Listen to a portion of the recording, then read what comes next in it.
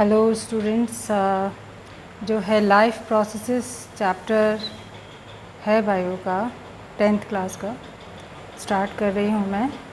और and I hope कि you all will understand and enjoy it. देखो, life processes नाम से हमें क्या फील आता है कि लाइफ को चलाने वाले कौन कौन से प्रोसेसेस हैं, वो फील आता है हमारे मन में।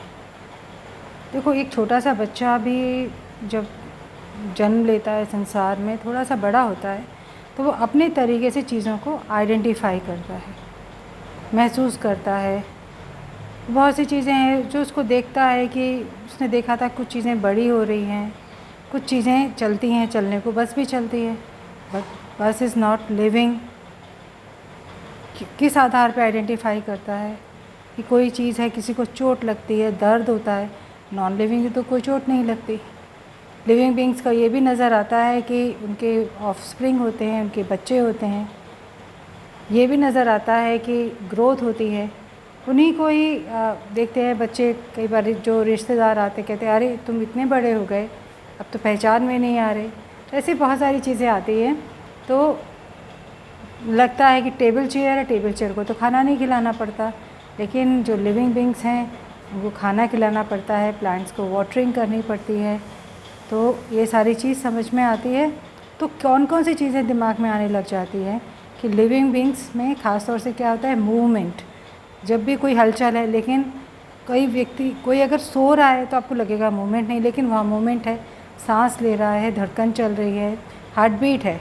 तो वो सारी चीज़ें। लेकिन नॉन लिविंग में बस चल रही है, लेकिन बस को चलाने वाला कोई ह्यूमन बींग है या कोई मान लीजिए कार्ट व्हील है, तो कार्ट व्हील में भी तो क्या है कि कोई ऑक्स चला रहा है या कोई हॉर्स चला रहा है, तो लेकिन कोई चला रहा है। कोई नॉन लिविंग चीज़ अपने आप नहीं चल रही है।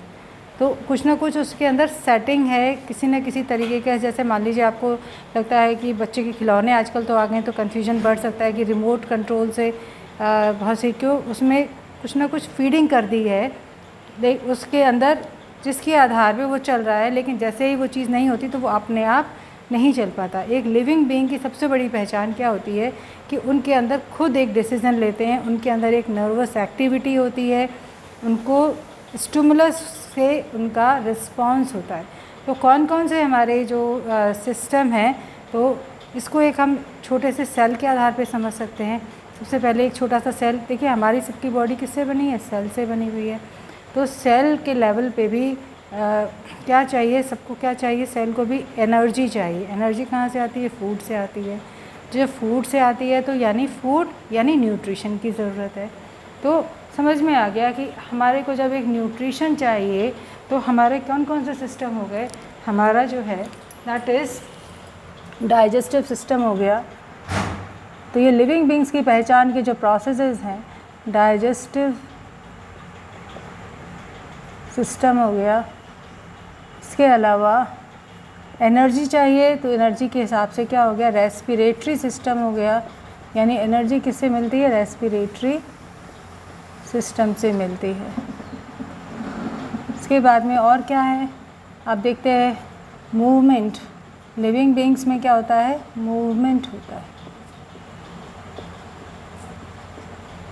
फिर क्या देखते हैं आप, जो लिविंग बींग्स की पहचान है क्या होता है, कोई ना कोई रेगुलेटरी मैकेनिज़्म होता है। तो रेगुलेटरी मैकेनिज़्म यानी नर्वस सिस्टम, लेकिन ये एब्सेंट होता है प्लांट्स में, एब्सेंट इन प्लांट्स, एब्सेंट जो है in plants, but hormonal system is present. But nervous system absent in plant, present in animals, present in animals,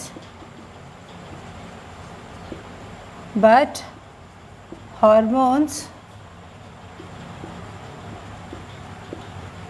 are present in both, which regulate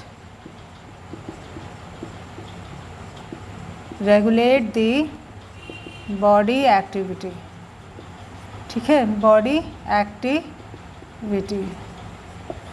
इसके अलावा कोई ना कोई मूवमेंट के लिए कोई सिस्टम रहता है, स्केलेटल सिस्टम है, मूवमेंट के लिए स्केलेटल सिस्टम है,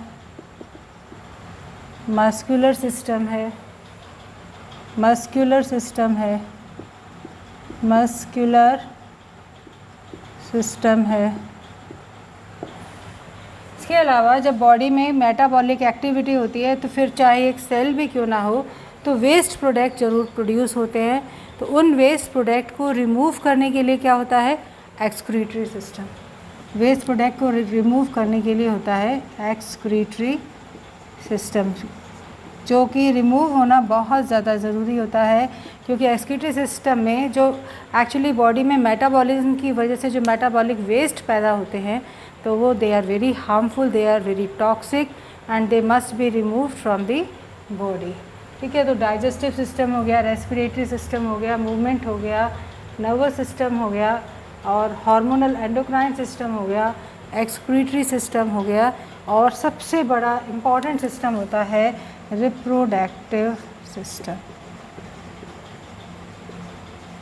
रिप्रोडक्टिव सिस्टम,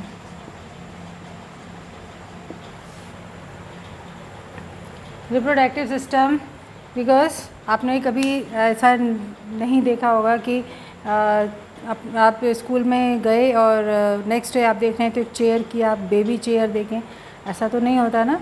तो ये सबसे बड़ी पहचान है कि रिप्रोडक्टिव सिस्टम जो है दैट इज़ लिविंग बींग्स की एक ख़ास कैरेक्टर आप बोल सकते हो। सभी लिविंग बींग्स के अंदर ये इच्छा होती है और ख़ासियत होती है कि they reproduce their young ones which are very much similar to them. अगर ये सेक्सुअल होता है तो उसमें आइडेंटिकल होते हैं टू द पेरेंट, एक ही पेरेंट रिक्वायर्ड होता है। सेक्सुअल होता है तो 2 पेरेंट रिक्वायर्ड होते हैं and they are similar but they are not identical. ये वर्ड काफ़ी इंपॉर्टेंट है, सिमिलर होते हैं लेकिन एग्जैक्ट कॉपी नहीं होते पेरेंट्स के, यानी वहाँ पर वेरिएशन होती है। खैर ये हमारा अभी जो है ये आज जो है आगे हम पढ़ेंगे इसके बारे में। मैंने जो है अभी अभी आपको सिर्फ आज इसका इंट्रोडक्शन दिया है। So thank you all of you and ठीक। और जो है एक और सिस्टम है, इम्पॉर्टेंट सिस्टम है, that is the circulatory system. Circulatory system तो एक्चुअली में जो एक सेल है वहाँ पर इसकी ज़रूरत नहीं पड़ती है। एक सेल वाले ऑर्गेनिज्म होते हैं वहाँ ज़रूरत नहीं पड़ती है, क्योंकि उसी सेल के अंदर जो है सब काम हो जाता है। और जैसे मान लीजिए अमीबा है, वाटर में सराउंडेड है, तो अपने आप ही ऑस्मोसिस प्रोसेस के ज़रिए अपने आप ही सारा सर्कुलेशन एंड रिमूवल और सारी ऑक्सीजन का मिलना सारी चीज़ें हो जाती हैं। लेकिन जो मल्टी सेलुलर ऑर्गेनिजम्स होते हैं, जो जैसे ह्यूमन बींग्स लाइक हम लोगों के जैसे मल्टीपल एनिमल्स है, तो वहाँ पर एक प्रॉपर सर्कुलेटरी सिस्टम की ज़रूरत होती है, जिससे ब्लड के ज़रिए या किसी उसके ज़रिए जो है पूरी बॉडी को ऑक्सीजन का पहुँचाना है, फूड जो है न्यूट्रिशन प्रोवाइड जो है पहुँचाना है, हार्मोन्स का ट्रांसपोर्ट होना है। ये सारी चीज़ें जो होती है that is done by the circulatory system. तो ठीक है, आगे जो है हम इसके बारे में आगे पढ़ेंगे। So thank you all of you.